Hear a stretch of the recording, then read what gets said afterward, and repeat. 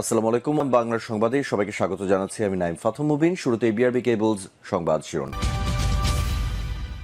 জানিয়ে দেব সর্বশেষ আপডেট বাংলা সংবাদ। শুরুতেই শিরোনাম। বিএনপি বনাম জামায়াত, চরমোনাই ও এনসিপি বাগযুদ্ধ কোথায় গিয়ে থামবে? এদিকে ফ্যাসিবাদের কবর রচনা করে এসেছি, নতুন বাংলাদেশ গড়তে চাই বললেন হাসনাত আব্দুল্লাহ। জানাবো বাংলাদেশে চাঁদাবাজদের আর সন্ত্রাসীদের ঠাঁই দেব না বলেছেন নাসিরউদ্দিন পাটোয়ারি। অন্যদিকে নির্বাচন পেছানো ষড়যন্ত্র চলছে, দ্রুত তারিখ ঘোষণা করুন, আমরা শঙ্কায় আছি বললেন জোনায়েদ সাকি।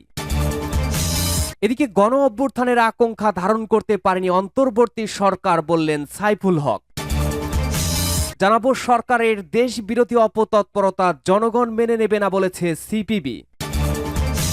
এবং সর্বশেষ জানাবো একটি দলের নেতারা আমাদের বিরুদ্ধে অশ্রব্য গালাগাল করে, অভিযোগ চরমোনাই পীরের। শুনছিলেন গুরুত্বপূর্ণ আপডেট বাংলা সংবাদগুলোর শিরোনাম, এবারে জানাবো বিস্তারিত। বিএনপি বনাম জামায়াত, চরমোনাই এনসিপি বাগযুদ্ধ কোথায় গিয়ে থামবে? ছাত্র জনতার গণ অভ্যুত্থানে আওয়ামী লীগের পতনের পর রাজনীতির মাঠে নতুন পরিস্থিতি তৈরি হয়েছে।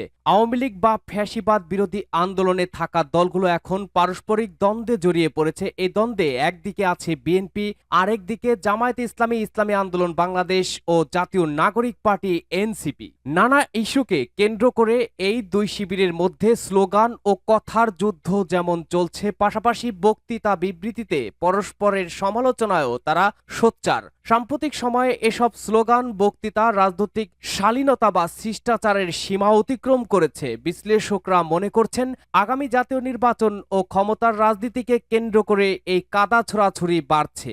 নির্বাচন সামনে রেখে বিএনপির বিপরীতে একটি নির্বাচনী জোট বা সমঝোতার প্রচেষ্টা চলছে। এমন একটি পরিস্থিতিতে আওয়ামী লীগ বিরোধী আন্দোলন বা যুগপৎ আন্দোলনে থাকা অন্য দলগুলো পরিস্থিতি পর্যবেক্ষণ করছে। তাদের কেউ কেউ ভেতরে ভেতরে দুই শিবিরের সঙ্গে যোগাযোগ রক্ষা করে চলছে বলে জানা গেছে।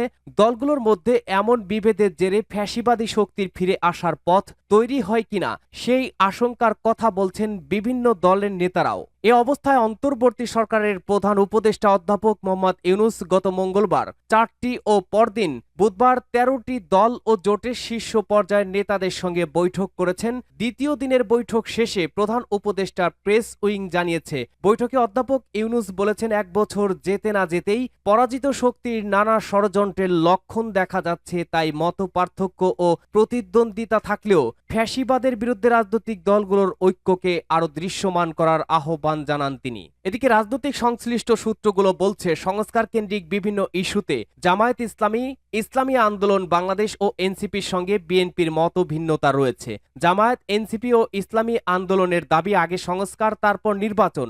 অন্যদিকে বিএনপি দ্রুত নির্বাচন চায়। দলটি বলছে নির্বাচনের জন্য জরুরি সংস্কার কাজ শেষ করে দ্রুত নির্বাচন দেওয়া হোক। বিএনপির নেতৃত্বে সন্দেহ, নতুন নতুন ইস্যু, অজুহাত বা পরিস্থিতি তৈরি করে একটা মহল নির্বাচন পেছাতে চায়। এই মতভিন্নতা থেকে রাজনৈতিক অঙ্গনে বিএনপি বনাম জামায়াত, এনসিপি ও ইসলামী আন্দোলনের এক ধরনের বাকযুদ্ধ চলে আসছিল কিছুদিন ধরে। 9 জুলাই পুরান ঢাকায় ভাঙ্গারি ব্যবসায়ী লালচাঁদ ওরফে সোহাগের নৃশংস হত্যাকাণ্ডকে কেন্দ্র করে দুই শিবিরের মধ্যে পাল্টাপাল্টি বক্তব্য ও স্লোগানের যুদ্ধ শিষ্টাচার ছাড়িয়ে যায়। কেন্দ্রীয় নেতাদের লক্ষ্য করে ব্যক্তি আক্রমণও শুরু হয়।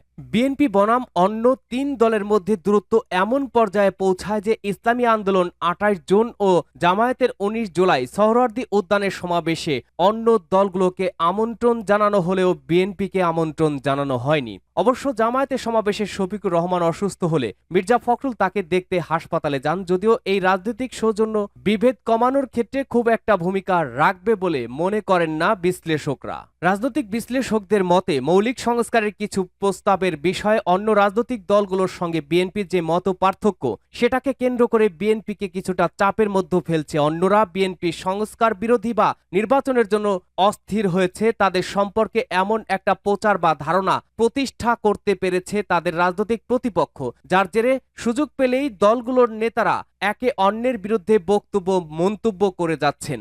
রাজনৈতিক বিশ্লেষক অধ্যাপক মাহবুবুল্লাহ মনে করেন, রাজনীতিবিদদের মধ্যে দায় চাপানোর চর্চা গ্রহণযোগ্য নয়। এই চর্চার ফলে রাজনীতিবিদদের পরস্পরের মধ্যে ভুল বোঝাবুঝি ও জনগণের মধ্যে বিভ্রান্তি ছড়াচ্ছে। এতে গণতন্ত্রের অগ্রযাত্রা ক্ষতিগ্রস্ত হচ্ছে। রাজনৈতিক দলের নেতারা দায়িত্বশীল আচরণ এবং যথাযথ রাজনৈতিক চর্চা করবেন বলে তিনি আশাবাদ ব্যক্ত করেন।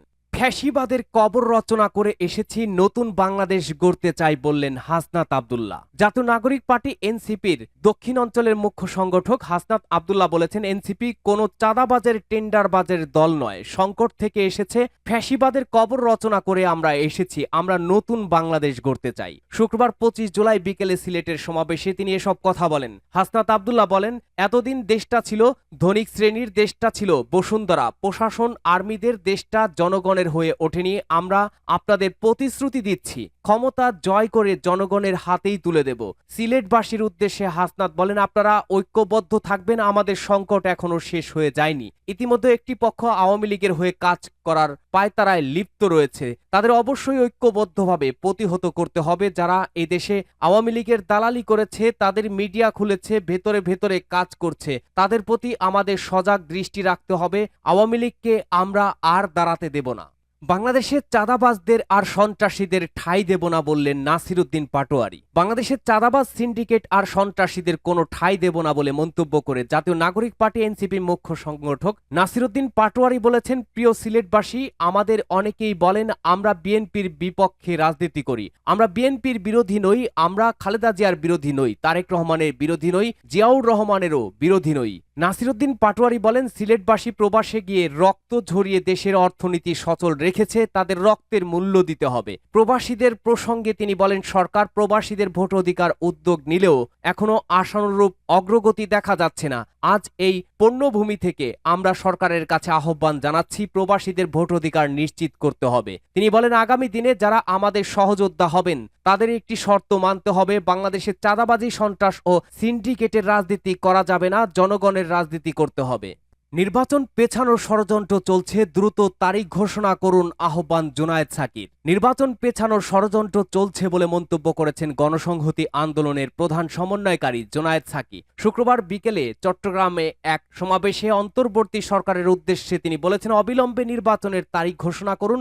মানুষ আশা করে 5 আগস্ট আপনারা নির্বাচনের তারিখ ও জুলাই সনদ ঘোষণা করবেন। গণসংহতি আন্দোলন চট্টগ্রাম জেলার উদ্যোগে এই জুলাই সমাবেশের আয়োজন করা হয়। নগরের 2 নম্বর গেটের বিপ্লব উদ্যানে অনুষ্ঠিত সমাবেশে প্রধান অতিথির বক্তব্য দেন জুনায়েদ সাকি। তিনি বলেন, সুষ্ঠু পরিবেশ নেই এমন কথা বলে নির্বাচন পেছানোর ষড়যন্ত্র চলছে, এই ষড়যন্ত্র রুখে দিতে হবে। নির্বাচন আয়োজনের জন্য সুষ্ঠু পরিবেশ অবশ্যই গুরুত্বপূর্ণ, কিন্তু এটিকে অজুহাত করে নির্বাচন পেছানো যাবে না। ফলে কোনো দল যদি দখলদারি করতে চায়, আসুন আমরা প্রতিরোধ করি। বিচার সংস্কার ও নির্বাচনকে যারা ক্ষতিগ্রস্ত করবে তারা দেশ ও জাতির স্বার্থের বিরুদ্ধে দাঁড়াবে উল্লেখ করে জুনায়েদ সাকি বলেন, পেশি শক্তির প্রভাব দিয়ে নির্বাচনী মাঠ দখল করার চেষ্টা করলে বাংলাদেশ বিপদে পড়বে, দলও ক্ষতিগ্রস্ত হবে। ফলে আগামী নির্বাচন অবাধ, সুষ্ঠু ও সর্বকালের সেরা হিসেবে আয়োজন করতে প্রতিটি রাজনৈতিক দলের সহযোগিতা করতে হবে, যারা সহযোগিতা করবে না তাদের বয়কট করতে হবে। জুনায়েদ সাকি বলেন, আমরা ভয়ানক শঙ্কায় আছি। আমরা আজকাল দেখতে পাচ্ছি অনেকেই বলছে নির্বাচন হলে তো আগের লোকই ক্ষমতায় আসবে। বাংলাদেশের মানুষ যদি নির্বাচন করে আগের লোককেই ক্ষমতায় আনেন, তাহলে আপনি কে এইটা ঠিক করার? আপনি সবচেয়ে ভালোটা বোঝেন, পাবলিক কিছুই বোঝে না। আগামী নির্বাচনে টাকার খেলা হবে না উল্লেখ করে গণসংহতি আন্দোলনের প্রধান এই নেতা বলেন, নির্বাচন মানে টাকার খেলা, নির্বাচন মানে ক্ষমতার বাহুর খেলা। আগামী নির্বাচন টাকার খেলা হবে না, আগামী নির্বাচন পেশি শক্তির খেলা হবে না, আগামী নির্বাচন হবে বাংলাদেশের মানুষের সচেতন রাজনৈতিক অধিকার প্রয়োগের নির্বাচন। মানুষ ভোট দিয়ে তার জনপ্রতিনিধি ঠিক করবে। আজ যারা বলেন নির্বাচন হলে লুটেরা মাফিয়া আসবে, তারা কোন পথে আমাদের নিতে চান প্রশ্ন রেখে জুনায়েদ সাকি বলেন, আমরা জয়লাভ করলে তখন নির্বাচন দেব, আমরা জয়লাভের নিশ্চয়তা না পেলে নির্বাচন দরকার নেই, এরকম একটা অবস্থান নিতে চান তাই না? এটা শেখ হাসিনারই ভূত। শেখ হাসিনাও নিজে জিতবেন না বলে সুষ্ঠু নির্বাচন দেননি।